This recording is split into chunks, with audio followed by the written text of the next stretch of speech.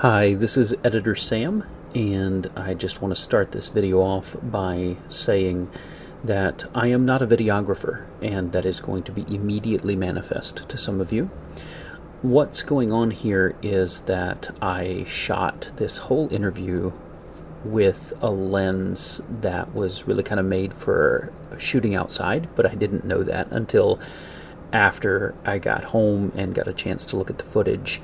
And by then, Brother William was well on his way to Peru, and this was the second time that he had met with me. So it's just one of the weaknesses of being a rank amateur, and of being kind of a one man operation here, doing both setting up the filming and then coming back and doing my own editing afterward. So I didn't have anybody to man the camera, and this was just the best that I could do with the footage was to apply this sort of old-fashioned vintage effect.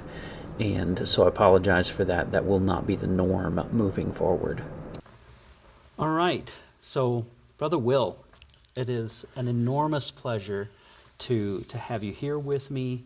And it's been a few nights now, but back on Saturday, we were at Bible study, and Brother Jake asked, he went around the table, he says, "What has God laid on your heart since we last met?" And you had the most magnificent testimony to present. It really warmed my heart, and I was wondering if you can tell again as much of that as you can remember, and I'll kind of prod you if I feel like you maybe forgot something or left something out. But what was it that the Lord had laid on your heart and that you shared with us on Saturday? Yeah, thank you for, first of all, letting me to do this, and thanks God for all that care that He was having on me this whole time, living here in Michigan. So, for the context, first of all, Sure. I'm living here in between Battle Creek and Marshall the last 5 years maybe. So at the beginning, was really hard for me to try to connect with different people at work and any other places. I start coming here, this church, the Stegler Church actually, so since August, maybe July, a couple years ago. Okay. But it was a process between one thing and others. And so what I tell you, and then I was feel a little encouraged, because I can saw our small group between men and try to solve our problem or situation, share with others, in order to encourage us to follow Jesus, to follow God. And so that's a good reminder, how it used to be Jesus with, his disciples too. So that is a great times. But then, and also, so I was having a big feeling about that, what God have for you guys here in America. What you are doing is fighting a big battle, actually. It's really important, not just for Americans, a citizen American, is for the whole world. What I feel in my heart, and I share it for other guys here at my church too, is what I saw is America being the lighthouse from so many other countries. So when your light goes down, so mean other countries going to follow in the same path mostly. It's not other country can take care of their own. It's more the influence that America have in other countries is tremendous. So I'm not talking about just government or administration. I'm talking about the spiritual stuff. I'm talking about when you guys are praying, when you guys are being together as Christians. Doesn't matter, because in our group, for people knows, actually it's not just for Dexter Lake Church. We have a group for different denominations or Right. kind of Christianity. I'm Lutheran. This is my first time ever in Dexter Lake, and I'm so thankful that they've given us use of this beautiful lobby that's set up with better lighting than I'll ever have access to, and things like that. They've been so generous to us. But you're right. The group that we have is a group of brothers, not a group of Dexter Lake. Yeah, it is like that. So what I was feeling is like the whole thing, like last year I was having a participation in softball game between different churches, and I wasn't paying attention to how much was all about the rules, because I never played softball. But what I saw is how the community between Christian, and doesn't matter what church do you assist, or wherever you go, or wherever you feel like you're part of that. So they were sharing a time together in a real Christian fellowship. That impressed to me so much in my life. That is something that so many churches in other countries, and I'm talking more about my country, Peru.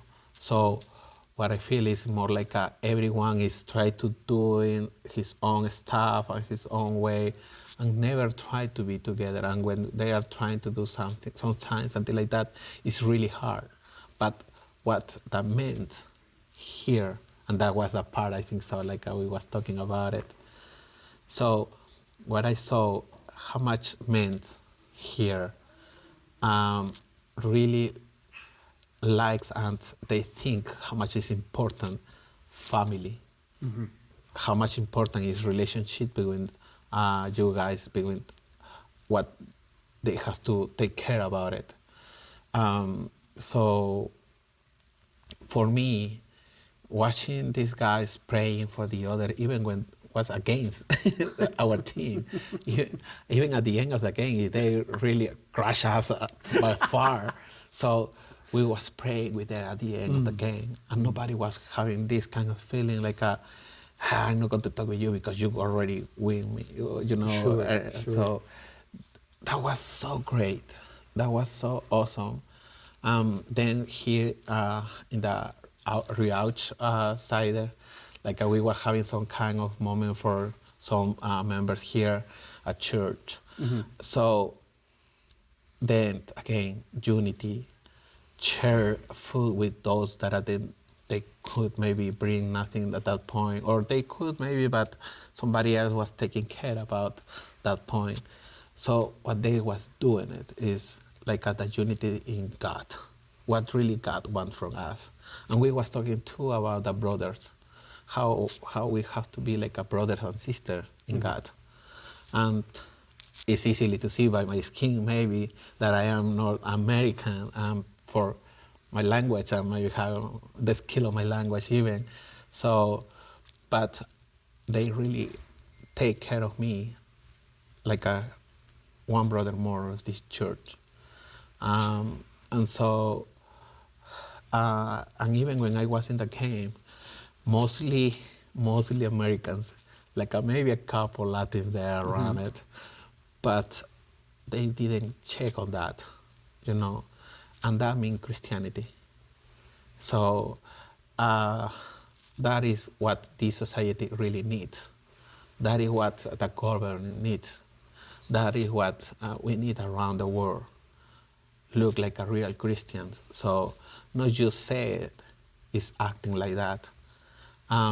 So the first part that I really feel like I was so shocked is like the Christianity that a men's live here. And why I'm talking about men's, because something that I saw by the other hand is how they are dealing with their own families. How much is important when the head of the house take care of his family, take care of his wife. It's not about just like a submit your wife or just your dishes or how you want it, how they deal it, how they treat their wife. That impressed me so much. It's not that maybe in other country, even my country, doesn't exist. That is happened, but what happened the last 10 years at least, so or at least maybe 15 years, is some kind of woke ideology, like the women now are the head of the houses sometimes, and men just left happened that kind of situation, so that destroy not just the family, the whole society, and that can impress even some church. So and then some church was having really struggle situation. Like I say, I'm coming for a situation. So I'm divorced actually at this point, but my marriage get down because I let down moral values in the way that I wish that I could learn this before, and maybe I could have some example and I could do make better decisions. But I just was following the path that I have. It's not just excuse, but that have so much influence in your life sometimes. Like I say, living here, I decide to living in another kind of influence. But it's like I say, it's not just go to the church, praise God, and that's at the end. Not. I saw more than that. I saw I saw men really taking care of responsibilities with action, working hard. I never used to work like I did here the whole time. I used to be working in political stuff, administrative stuff. So, but when I started living here, so I working as a welder, I working as a butcher, I working as a forklift. So these really hard works, I could say. But mostly what I saw is people that are really in the kind of life that you guys living around here. It's not about rich, because I know there are so many of my fellowship here, they are living day by day so many times, but they fight for that in God, believing in God, that He is taking care of all their necessities. And that is something grateful, because you have to learn how live with God provisions. It's not that easy. Right. Even when you're doing things right, it's still not easy. Yeah. So, and then you can decide how to live your life, but choosing the life living with God in the right way, because you can be assisting church for so many years. If nothing changed your life, if you don't can see all these different between just say, okay, I go to church this Sunday. No, but what I saw for so many of my brothers here, like they taking care, in small things, like taking time for their kids, go to outside with the kids. So I say, this has to be like at the heaven. This is the heaven, actually. This is how Lord really wanted that for their sons and daughters, you know. And so this is something really good. This is healthy. This is a good community.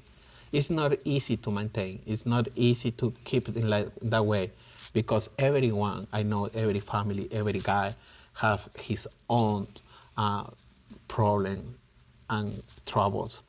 But what they not just tell me, that they show me, is like doesn't matter all the situation.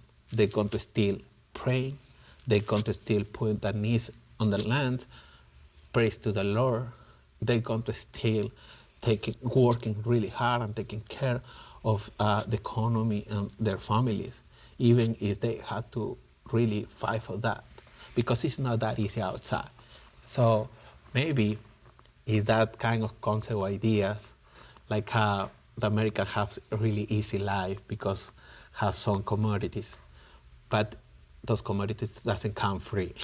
Right, right. They That don't. coming with a hard work.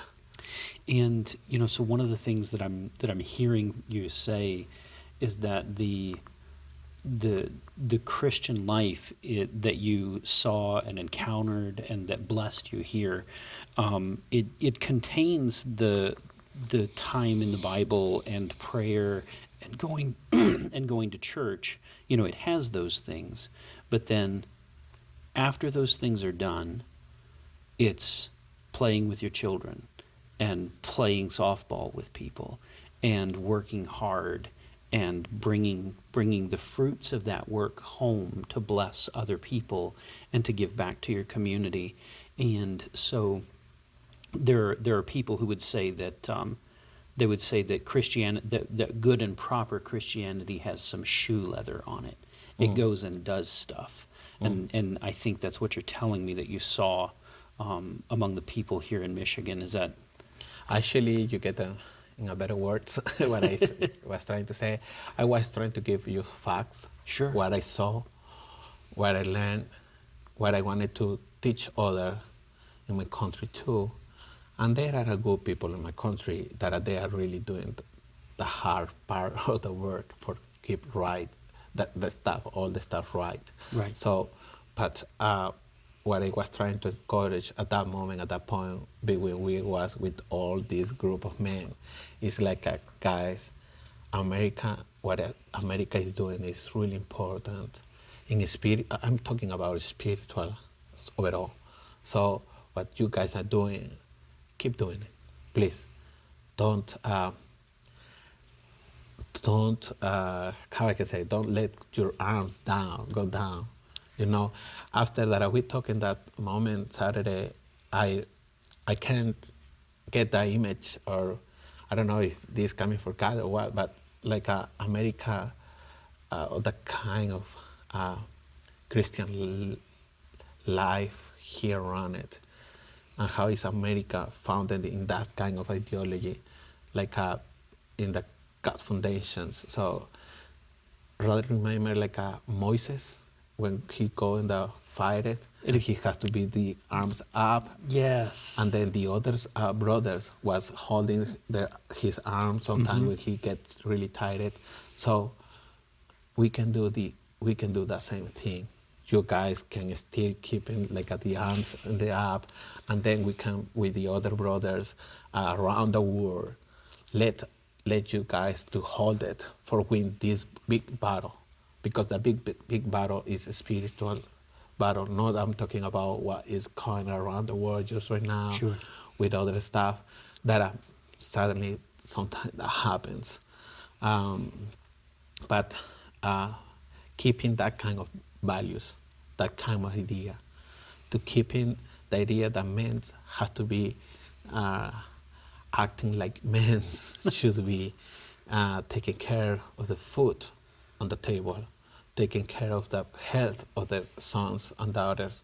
So like a working day by day, like I know all this stuff coming only when God bless us, and so that is more important at all. Keep praying. I know there are so many Americans, and I say this because in some part of my heart feelings, like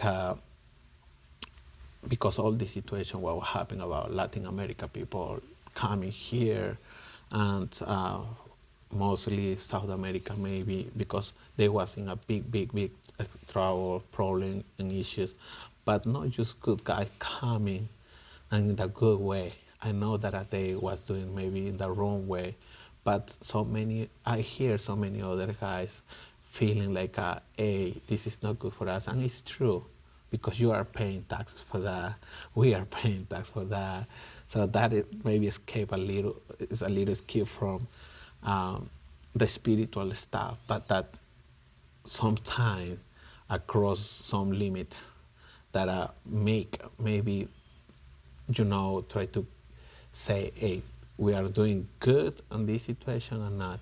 So what I'm trying to say is like because this kind of problem now comes to your country, comes to, I'm going to say our country because soon or later I'm going to be citizen of this Yes, and country. I'm so excited about that for you. Thank you.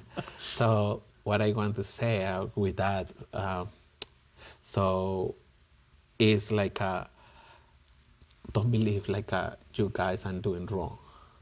Like you guys are fighting in vain.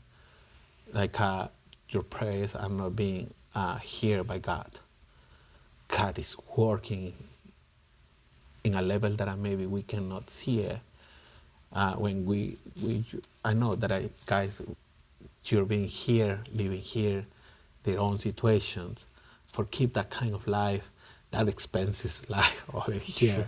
So it's really complicated. But what are you guys doing it for fight that these kind of ideologies outside, saying like a man can be with other men, woman with women, and all this stuff, or abortion. So don't let it go, that, please. No, thank you. I just want to encourage my Christians, men here around. And you encouraged me in such an enormous and indescribable way. Like when I went home Saturday night, my wife told me that she hadn't seen me this happy in years, and it impacted me so powerfully. And I know I've told you this a couple of times, but when in the space that we're in, in the culture that we're in, there's this voice all the time that says Christianity is bad and masculinity is bad and conservatism is bad and capitalism is bad, and if we can make America more effeminate and androgynous and pagan, then that will make America better. And I hear that so often, and it's like a weight pressing down on me, and it's been there so long that I forgot it was there. And you, Saturday night, you stepped into this, and your words carry so much more weight precisely because you come to us from Peru. So part of the argument is that, well, the opinions of American Christians just doesn't matter because you guys are part of the problem, but you're coming to us from outside of that. So and then besides that, you're telling me, no, Sam, I've been in Peru where some of those things are already true. Peru is relatively socialist on the spectrum, and the Christianity that's there in Peru is kind of less conservative on the spectrum, and that doesn't fix any of the problems. In fact, it makes life a lot worse. Yeah. And so for you to step into that room on Saturday and to hear that, it was like all of a sudden somebody had pulled that weight off of my chest, and I could take this huge deep breath that I had forgotten I could do, and nice. It just made me feel so happy. And I felt like because it had blessed me, that if I could get this story in front of other people, that it might bless them as well. Right. And so I don't want to make myself out like Moses. I'm not equal with Moses, but the analogy that you drew there, but with Moses and with her and with Joshua, and I felt weary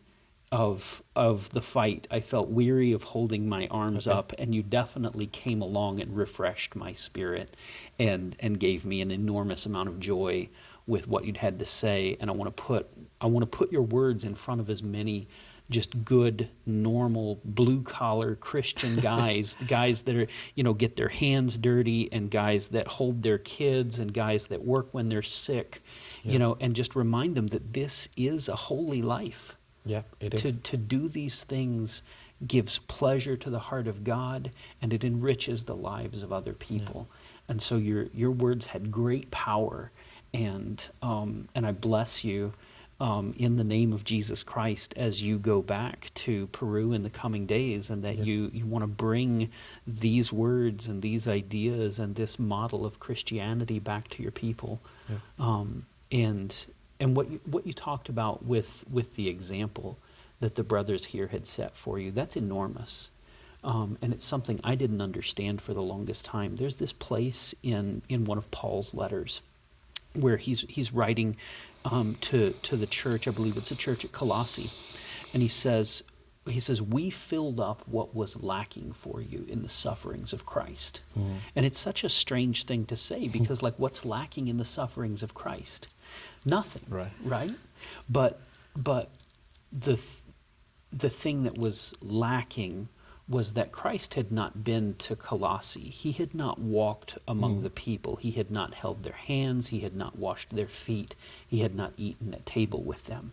And so when Paul came to them, he could do all those things, because Christianity is recorded in a book. But Christianity is more than just the book.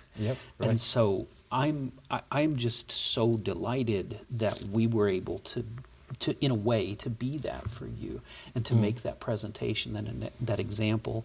And I hope with all my heart that catches hard in your heart, and that you take it home with you.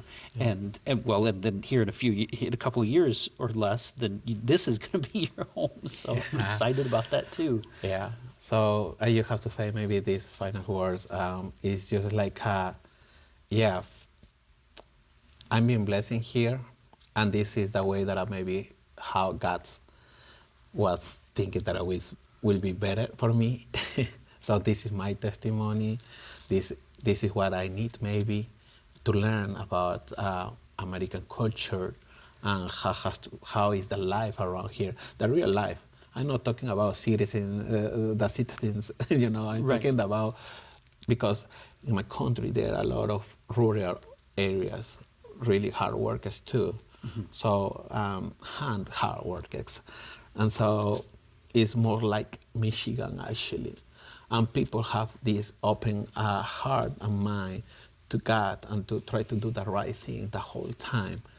And I feel so comfortable living in this kind of community, in this kind of ideas, with this kind of morals, So that is so great, so powerful.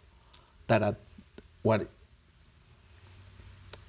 Christianity in Michigan is doing, I think so. That is the same thing that is happening in other states here around. And that is why I say, so I don't think so that other countries can be blessing. For sure, there are so many other countries that are really blessing too. But how United States of America is being blessing even now in these times is because that, the kind of life that I choose to live with God. So many people say Christianity, they don't have to go through the politics, or don't have to go through the door. But don't do it. When I say keep doing it, I'm talking about even that. Take a little more position about what is going about the administration around the country. Right. So that is much important. So like I told you the last time, so I feel so much pursue, I'm going to say,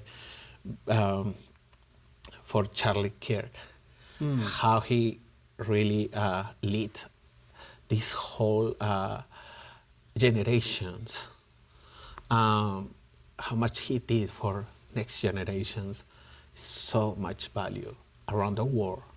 So what he left here like a legacy is impressed to me so much that I want to do the same thing in my country, and that have to happen with others, And then one time that I will learn, and one time that we are ready to do it more than that, I'm really down for go crush my country about all those socialist and communist ideas that are destroying our society. What happened in Venezuela, what is happening in Haiti, and I saw many of these guys crossing the border. Some guys die in the way to come here, and they are trying to claim so many rights, but that is not how it works.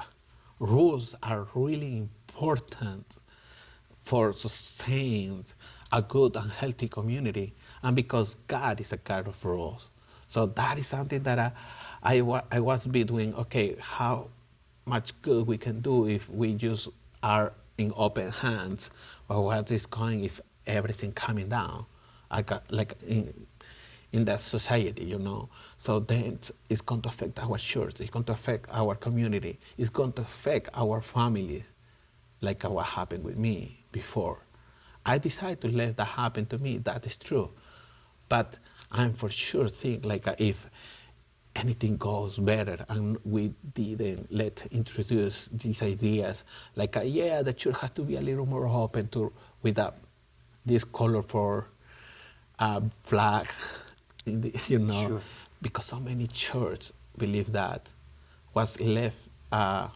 Many churches have some kind of leadership by this kind of I got to say the word, it's just gays. So was giving like so much roles to the gays and to this community to get some important tasks to do around it. And I know that we love these people, but we don't love what they know they are doing, Right. you know. Right. But we are open to and we are willing to accept those guys once that they say, okay, this is not the kind of life that I have to live because this is not how really God wanted for us, you know. So that is important. Yeah, and no, That is and a big fight. you've hit this right on the head. That there are some qualifications or some distinctions that are attached here. As Christians, God has called us to love people, and we do, and we extend that love without approving the lifestyle and the relationship choices that they've made, right? So the love is there, but the saying, "Hey, what you're doing is okay," we're not saying that. Yeah.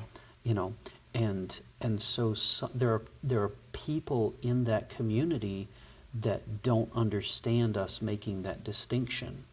They think that if we say no, that behavior is not okay, they assume that means no, we don't love you and we don't Right. want what's best for you.